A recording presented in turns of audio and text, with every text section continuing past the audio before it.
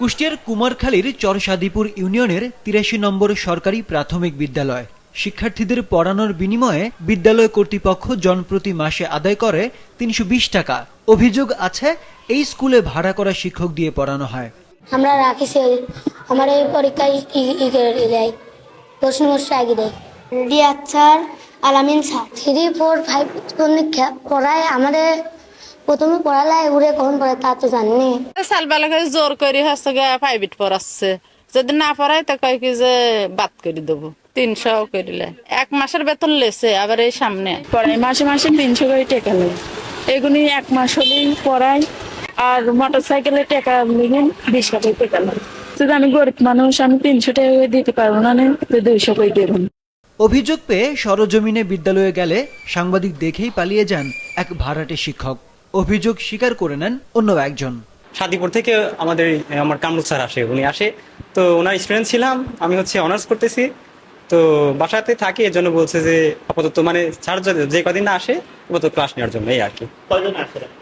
আমি একাই আসি না, ওটা উনি আসে, উনি আসে হচ্ছে প্রাইভেট পড়ানোর জন্য, এসে চলে যায়।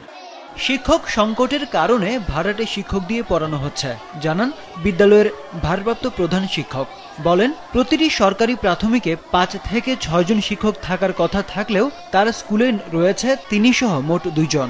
একই কথা বলেন সহকারী শিক্ষকও। ব্যক্তিগত জীবনে তারা স্বামী স্ত্রী। তবে টাকা নেওয়ার কথা অস্বীকার করেন সহকারী শিক্ষক। আমি কোনো কারো কাছে 10 টাকা না যুক্ত করি নাই।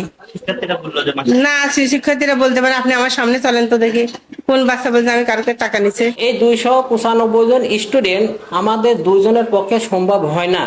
তার কারণে এই 2 জন দেখা যায় একজন আরেকজন আর ক্লাসে গেলে পরে একটা ক্লাস ফাঁকা থাকে, যার কারণে ওই ক্লাসে আমরা ঠিক মতো পাঠদান দিতে পারি না। ওই ক্লাসে পড়া দিয়ে আসি, আবার এই ক্লাসে ঢুকি, তখন এদেরকে আবার ওই সাবজেক্টগুলো আমরা পড়া দিয়ে এইভাবে আমরা বাচ্চাদেরকে লেখাপড়া শিখাচ্ছি। কত টাকা দেয় না, ওই বাচ্চারা যা দেয় খুশি করি সেই টাকাটা।